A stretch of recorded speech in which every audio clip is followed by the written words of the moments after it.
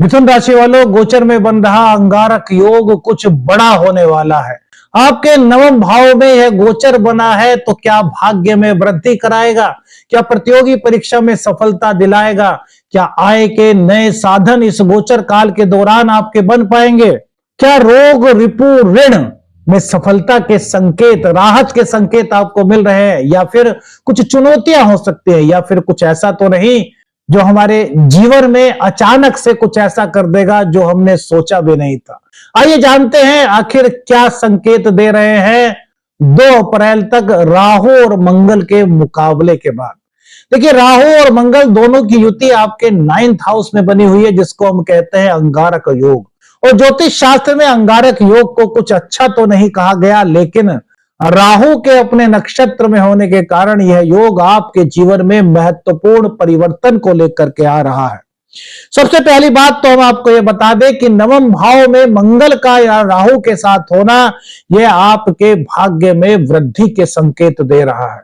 यदि काफी दिनों से आपको ऐसा लग रहा था कि आपके भाग्य में वृद्धि नहीं हो रही, भाग्य का सपोर्ट आपको नहीं मिल रहा, या फिर आपको लग रहा था कि यार मैं मेहनत तो बहुत करता हूं, सब जगह काम करता हूं, लेकिन यार मेरा भाग्य मेरा साथ नहीं देता, तो मेरे मित्रों यह जान लीजिए कि अब मंगल कह रहा है कि ऊर्जा मैं दे रहा हूं, और राहु कह रहा है मुझे जो चाहिए वो मैं पा लूंगा। कि राहु की महत्वाकांक्षा बहुत बड़ी होती है, और राहु जिसे प्राप्त करना चाहता है उसे प्राप्त कर लेता है। हमारी वैदिक एस्ट्रोलॉजी यही कह रही है। और राहु मंगल का यह संयोग जो 9th हाउस में बना हुआ है, यह कह रहा है कि यदि आप संघर्ष से नहीं डरते, आप मेहनत से नहीं डरते, आप लगातार काम करने की काबिलियत रखते हैं, आपके अंदर टैलेंट है, तो अब यह समय संघर्ष से भाग्य वृद्धि के आपके लिए प्रबल संकेत बना रहा है। 2 अप्रैल तक का यह समय, यदि आप छात्र हैं, आप प्रतियोगी परीक्षा की तैयारी कर रहे हैं और आपके मन में यह सवाल है कि क्या मैं प्रतियोगी परीक्षा में सफलता प्राप्त कर पाऊंगा या नहीं, तो मेरे मित्रों यहां पर मंगल और राहु आपको यह कह रहे हैं कि आप अपने पढ़ने के तरीके को थोड़ा सा बदल दीजिए, स्मार्ट कर लीजिए।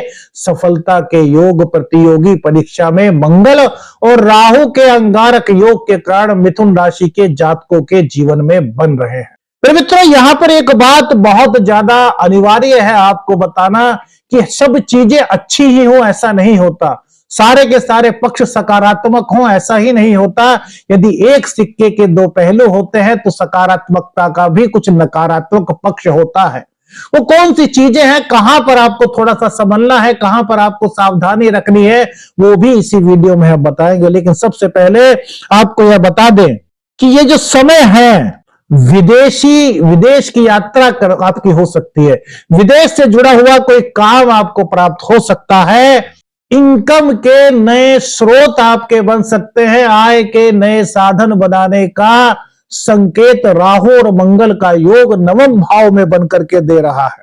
आप उच्च शिक्षा के लिए बाहर जाना चाहते थे, लेकिन उस कार्य में उलझने आ रही थी, तो अब आपका वह उच्च शिक्षा का कार्य बहुत जल्द इस 2 अप्रैल से पूर्व आपके जीवन में बन सकता है। और 11 मार्च को गुरुदेव का वक्री से मार्गी होना, इसी योग के बीच ये भी एक बहुत बड़ी सफलता के संयोग आपके लिए लेकर के आया है।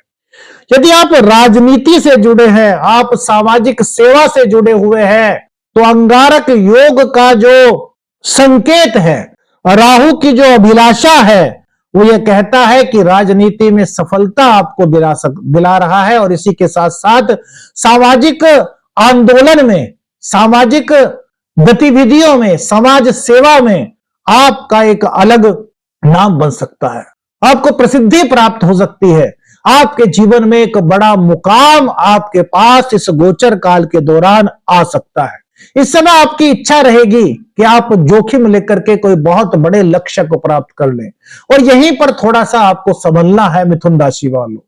किसी भी प्रकार का जोखिम लेने से आपको बचना है। मेरे मित्रों देखिए, जब हम कोई शॉर्टकट लेते हैं तो उसके बाद कोई ये गारंटी नहीं होती कि शॉर्टकट से जो हमें सफलता मिल रही है वो हमेशा हमारे साथ रहेगी। नहीं, हो सकता है शॉर्टकट लेने में हमसे कुछ गलती भी हो जाए जो जल्द ही हमारे सामने उजागर हो जाए, जिसके कारण हमें लगे कि यार आखिर हमने शॉर्टकट क्यों लिया था। तो यहां पर आपको यही बात ध्यान रखनी है कि आपको किसी शॉर्टकट के रास्ते में नहीं पड़ना, आपको कोई रिस्क नहीं लेना। राहु आपको प्रेरित करेगा कि आप रिस्क लीजिए, कि मंगल की ऊर्जा उसके पास इस वक्त है। लेकिन राहु धुंध है, कोहरा है, और राहु के बारे में कहा गया है कि जिस ग्रह के साथ राहु बैठता है उसी की पावर, उसी की सोच से वो कार्य करता है। लेकिन राहु का अपना एक अलग अस्तित्व भी है जिसको हम कहते हैं विच्छेदात्मक, या वो ये नहीं सोचता कि क्या सही है क्या गलत। राहु का तो बस एक ही पक्ष होता है कि किसी भी तरीके से हमें जिस चीज की आवश्यकता है, जिस चीज की इच्छा है, उसको प्राप्त कर लेना है।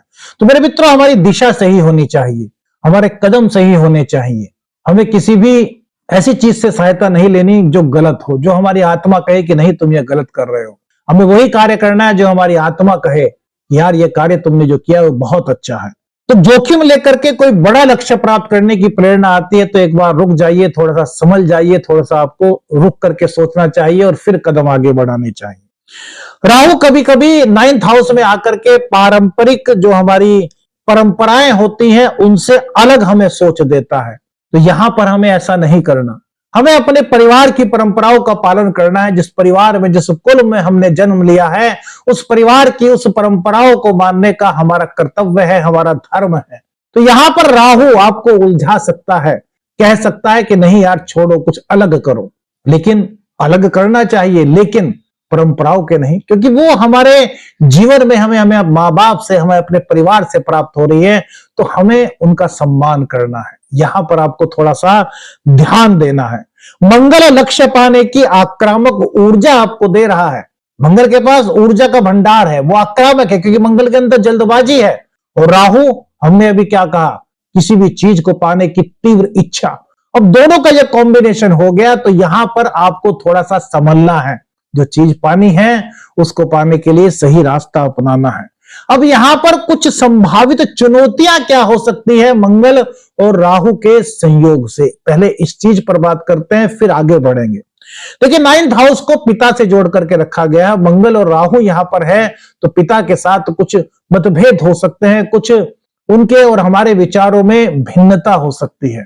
तो मेरे मित्रों, हमारे जो पिता हैं उनके पास ज्ञान बहुत है, उनके पास अनुभव बहुत है, लेकिन राहु और मंगल दोनों आक्रामकता से जुड़े हुए हैं, जल्दबाजी से जुड़े हुए हैं। तो हमें कोई भी ऐसा फैसला नहीं लेना जो हमारे पिता को लगे कि यार मेरे बेटे ने मेरा कहना नहीं माना, मेरी बेटी ने मेरा कहना नहीं माना। आपको हमेशा अपने पिता की इज्जत करनी है, उनसे राय लेकर के ही आगे बढ़ना है। दूसरी बात, ये स्थान गुरु का होता है।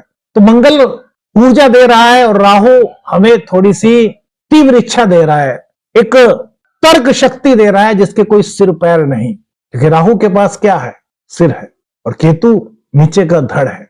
तो राहु के पास हाथ नहीं है, पैर नहीं है। तो ये कभी हमें कुतर्कों की ओर ले जाता है, और वो कुतर्क हमारे गुरु से हो सकते हैं। गुरु जो हमें ज्ञान देते हैं, गुरु जो हमें शिक्षा देते हैं, गुरु जो हमें सही मार्ग दिखाते हैं। तो यहां पर आपके मन में कुछ ऐसा महसूस हो सकता है कि जो गुरु ने बात कही वो सही नहीं है, तो आपके उनसे कुछ तर्क वितर्क हो सकते हैं। आपको ऐसा नहीं करना, गुरु का सम्मान करना है और अपने सिद्धांतों में आपको पूर्ण रूप से अपने सिद्धांतवादी बनना है। ऐसा नहीं कि भैया कोई कुछ कर रहा है, कोई कुछ कर रहा है और आप उनके देखा देखी अपने सिद्धांतों को छोड़ दें। भाग्य में कुछ अचानक से उतार चढ़ाव की संभावना बन सकती है। कब? यदि आप गुस्से को अपनाएंगे, जल्दबाजी में निर्णय लेंगे और गुरु और पिता की बातों को नहीं मानेंगे। तो हमें क्या चाहिए? हमें उतार चढ़ाव नहीं चाहिए, हमें भाग्य का सपोर्ट चाहिए। तो आपको पिता का, गुरु का सम्मान यहां पर करना है। मित्रों के कारण प्रतिष्ठा में कुछ जोखिम हो सकता है यहां पर। क्यों भैया, क्यों हो सकता है? एकादश भाव के स्वामी है तो इनकम के तो नए हमारे संकेत दे रहे हैं, यानी कि आय के नए स्रोत बनने के तो संकेत यहां पर मंगल और राहु दे रहे हैं। लेकिन जो मित्र हैं वहां पर थोड़ा सा यहां पर आपको ध्यान रखना चाहिए, क्योंकि खष्टेश भी है मंगल कि मित्रों पर आंख मूंद करके फैसला मत कीजिए, भरोसा मत कीजिए। मंगल देव की दृष्टि 12th हाउस पर है तो थोड़े खर्च बढ़ सकते हैं, लेकिन चूंकि आय के नए स्रोत यहां पर बनते हुए दिखाई दे रहे हैं तो बेफजूल के खर्च करने से आपको बचना चाहिए। मंगल की दृष्टि 3rd हाउस पर है तो आपकी यात्रा हो सकती है और ये यात्रा आपके लिए काफी सुखद अनुभव ला सकती है। व्यापारिक दृष्टिकोण से भी ये यात्राएं आपके लिए काफी महत्वपूर्ण हो सकती है। मंगल की दृष्टि आपके 4th हाउस पर रहेगी तो थोड़ी सी अपने मां की सेहत का ध्यान रखना होगा। मां को अगर कोई दिक्कत है तो उनका उपचार कराइए, उनको डॉक्टर को दिखाइए। लापरवाही यहां पर बिल्कुल भी आप मत रखिए। घर की सुख सुविधाओं से जुड़ा हुआ कुछ खर्च हो सकता है घर का कुछ साज सजावट पर आप खर्च करें। अब मेरे मित्रों यहां पर सबसे बड़ी बात देखिए, जो सबसे ज्यादा शॉर्टकट में आपको बताता है कि मंगल और राहु क्या कर रहे हैं। संघर्ष के बाद भाग्य खुलता है। मंगल और राहु का संबंध मिथुन राशि के 9th हाउस में होने का यह सबसे बड़ा संकेत। दूसरा, विदेश या बड़े नेटवर्क से आपके लिए लाभ की संभावनाएं यहां पर बन रही हैं, क्योंकि एकादशेष भाव से संबंध बन रहा है। राहु नवम में है, यानी कि आपको अपनी पारंपरिक परंपराओं के प्रति सम्मान रखना है, उनके खिलाफ बिल्कुल नहीं जाना। मंगल 7 में है राहु के, तो मेरे मित्रों किसी भी तरह की किसी से बहस करने से बचिए, तर्क वितर्क करने से बचिए।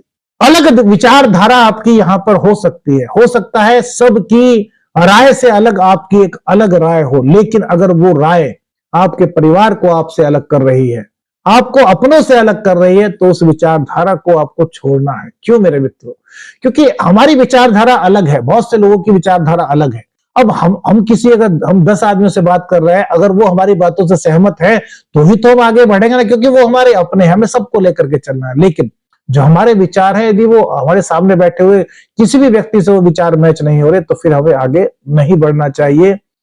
ये संकेत राहु और मंगल का है। यह योग भाग्य को खुद बनाने वाला होता है। इंसान अपने परिश्रम से, अपनी मेहनत से अपने भाग्य को बनाता है, जो कि आपको राहु और मंगल दे रहे हैं। निष्कर्ष अगर कहें तो गुरुजनों का सम्मान बनाए रखना बहुत जरूरी है।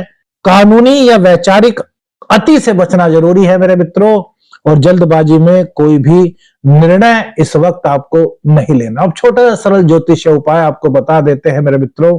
हर मंगलवार को हनुमान जी के मंदिर में जाइएगा और उनको मीठी गुंदी का भोग लगाइए, सीताराम सीताराम का जाप कीजिए, और उसके बाद उस प्रसाद को वहीं पर जो जरूरतमंद होते हैं उनको बांट दीजिए। आदेश आदेश अलख निरंजन। हर हर महादेव।